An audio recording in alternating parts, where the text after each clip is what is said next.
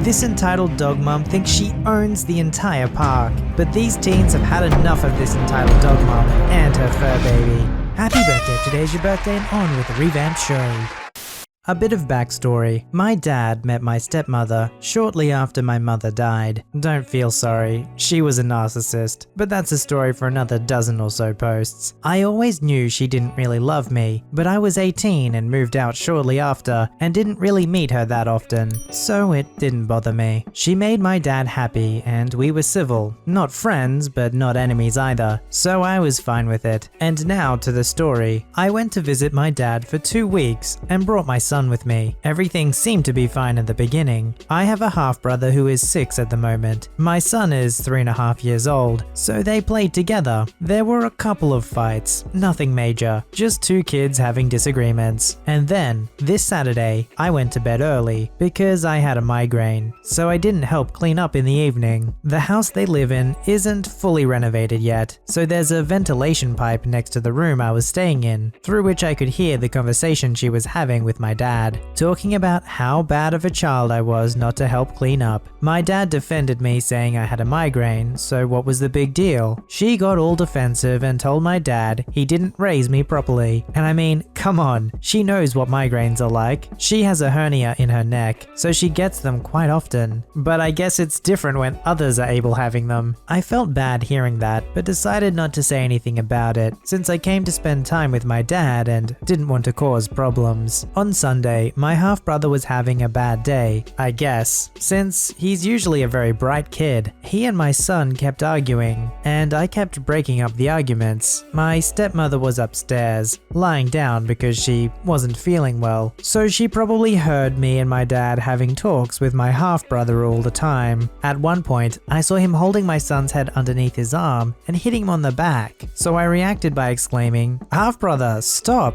My dad saw what was happening and gave him a dressing gown. At that, my stepmother stormed down and started screaming about how my son and I were a princess and a prince who couldn't do anything wrong. She took my half-brother upstairs and shut the door so hard the walls shook. A minute later, she came down and took a bowl of soup upstairs. The soup was on the counter and not on the table where the kids were sitting, waiting for food, and where the incident with my son and half-brother happened, which is important because a minute later, she came down screaming about how my half-brother burned his hand on the soup because my dad hit him, which never happened, and the kid was nowhere near the soup. Just to clarify, there was no burn, and she didn't burn him either, if any of you were wondering. She kept screaming at my dad that he wasn't treating her son right. She kept saying her son and telling us he could do nothing wrong, and that we were all just trying to be mean to him. And my dad tried to wait it out and not say anything until she calmed down so they could have a talk. But at some point, he lost his cool and told her that he was always convinced it was their son. At that, she turned around to my half-brother, who came down the stairs and screamed, "Your dad said he's not your real daddy," at which point I saw red, because that's the same kind of tactic my mother tried to use with me when my parents were divorcing. I told her it's not okay to say something like that to a child. I would have told her exactly why, but she turned to me with an open palm, ready for a strike, and shouted, "Shut the frick up, because I will mess you up if you say another word." Not an exact translation, but closest to what she actually said in my native tongue. I shut up, although I wish I hadn't, and that I let her hit me, so that I could call the police. My dad decided to split up with her after that incident, so we would have something to show the court in the custody battle about to happen. My dad told me to let it go, and went to talk to his son to assure him he loved him, and mummy didn't mean what she said. She was just angry, basically damage control. At this point, my son, who was eating soup at the table, 3.5-year-old let me remind you, and who didn't understand what was going on, decided to say, "I don't like half-brother," to which she shouted at him to shut his effing mouth, and if he didn't like him, then he could play somewhere else. I told her to never speak to my son that way again, and position myself between her and him. She turned and walked back upstairs. Me and my dad had a talk, and he decided to drive me and my son to his brother's place, because this was not a good environment to be at. I ended up going home a day earlier. Today I got a text from my stepmother saying she was sorry. She didn't mean any of that, but that she couldn't turn back the time. I haven't responded yet. To tell you the truth, I don't know what to tell her, even if I want to talk to her ever again. Honestly, it's hard to blame him for feeling that way. Who wants to put themselves or their children in such a toxic environment? I mean, at least the 3.5-year-old had some wisdom behind him, right? He was cluey enough to know that he didn't want to associate with them anymore. It's hard to tell when you see those text messages that are like, "I'm sorry, but I can't turn back time." How do you determine if it's sincere or if they're trying to just sucker you back into? Go for round 2.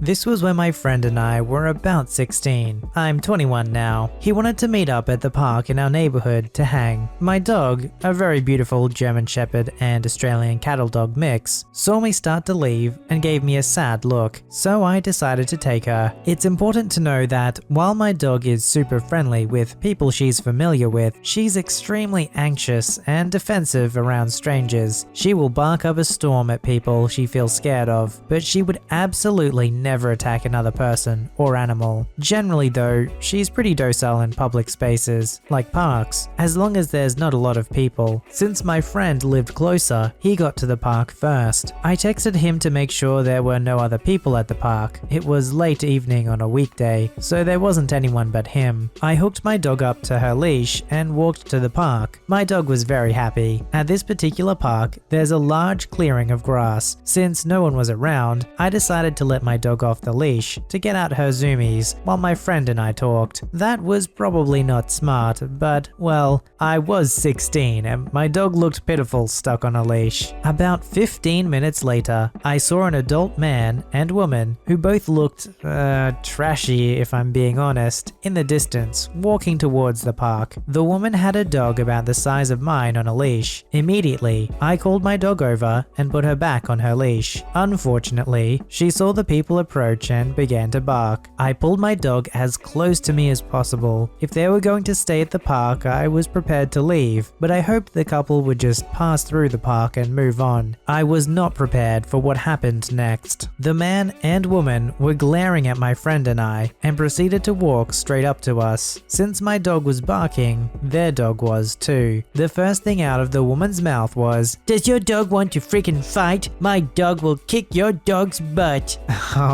Excuse me? Frantically, I tried to tell her, no, she doesn't want to fight anyone. She cut me off. "Tell your dog to freaking shut up or I'll let my dog off her leash." Now, I feel really bad for their dog. She looked like a much older dog and definitely not like she was well loved. She just kept barking and pulling on the leash. Occasionally, the woman would partially let go of the leash to allow the dog to charge at us, only to harshly yank her back. This whole time, the man with the woman was quietly glaring at us and puffing his chest. And since her dog was barking and being threatening, my dog was only getting more upset. She was literally shaking in my arms as she barked. I gave my friend a look and he understood what I wanted. He and I both got up and started to leave. Apparently though, that wasn't enough for this couple. They followed us at a distance out of the park and about halfway back to my house before they turned and went back to the park. After that, I literally never brought my dog back to that park. For a while, I was afraid just to hang out there with my friend. My dad insisted on driving my friend home that night, since he would have passed through the park on his walk home. I just don't understand what gave that grown woman the right to threaten 2 teenagers and their dog. We hadn't done anything to them, and I was literally preparing to leave if they intended to stay at the park. I know what my dog is like, and I knew there was a possibility somebody would show up while we were there. I realize it's scary when a strange dog is barking at you, but most people would just politely request that we leave. My dog has always had social anxiety issues. We've been working with her since she was a puppy, but some things are just too ingrained to change. My dog hardly gets to go out and play in parks because of this behavior. It's not like they knew that, of course, but that doesn't make it okay to threaten people because their leash dog is barking at you. I honestly don't know which is worse, an entitled mum or an entitled dog mum. They both have pretty much the same nature. If the dog is on a leash, I don't know how you can see it as a threat to you. Yes, if it's off a leash and barking crazy, then I could understand why you'd be upset at the owner. And they always have the option to leave the park themselves, but I get the idea that they probably feel like they own the park, and they have more right to be there than anybody else.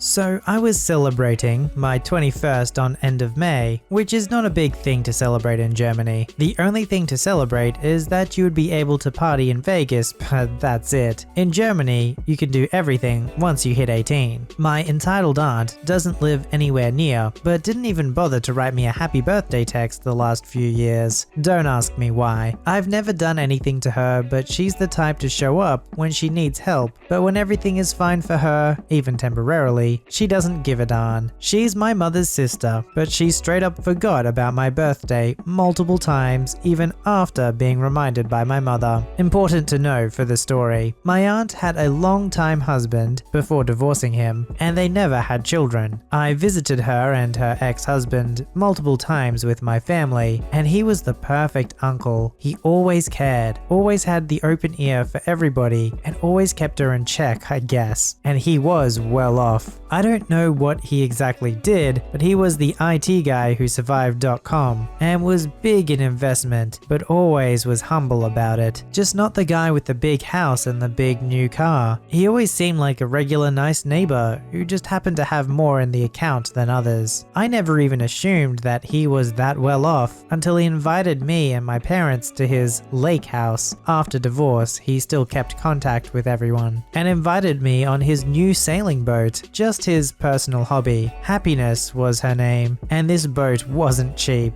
I reckon her used price would be double the combined price of both my parents' cars, which aren't cheap cars, but this boat easily goes for 100k euro new. Why would I add this, you may ask? Here's why. God bless this man. He recently passed away, metastatic cancer. My aunt inherited everything because he had no children and no family when he died, although she married into a new family for a longer time. I was there at the funeral to pay my respects for my ex-uncle I had so many memories with, including me puking into his new boat on said sailing trip. Yeah, I get seasick easily, but this teddy bear of a man didn't even scold me for vomiting on a 100k plus sailing boat on the first trip. So my aunt received a big inheritance, but married a single father with 2 children. And although the single father was the worst prick I ever had the displeasure to meet, my aunt did everything for her new family. So when my mum called up to remind her that my 21st is coming up, I always congratulated my aunt on her birthdays. She had nothing to say but, "He's the sole kid of rich parents. Every day is birthday for him. Nothing special." She just inherited a whole bunch of money, but now I'm the rich kid? Note, my parents aren't rich. My family is well off. My parents pay for education, food, and occasional clothing since I still live with them, but they don't pay for my hobbies. Example, upgrading my gaming PC. So I sent my entitled aunt a nice little passive-aggressive text on her birthday. "Hey auntie, congratulations on your XX birthday. I hope you have a good day and celebrate your special day with the people you hold dearly. I wish you all the best, the rich kid's son." There was some back and forth calling between my mother and my aunt after that, with my mum taking my side by saying that there's basically no reason to ignore my birthday because my parents pay for some things. Honestly, I never expected anything to come of it since my aunt didn't bother to even congratulate me, let alone sending me even €5 for years, but my mum probably gave her an earful. Because my aunt sent me a text message congratulating me for the first time since probably 5 years and telling me that there's a little gift in my bank account for my special 21st birthday. She sent me €500 for my birthday.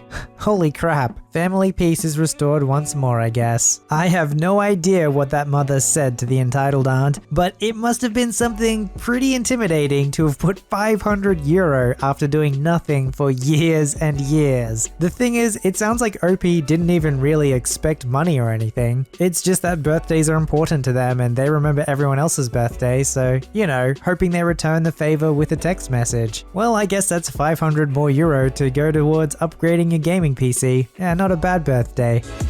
Submit your story to be read on the channel at VoiceyHereStories@gmail.com and join our Voicey veteran community at r/VoiceyHere. Don't forget to like, subscribe, and hit that bell to never miss an episode. Alright, Voicey veterans, I'll see you in the next one.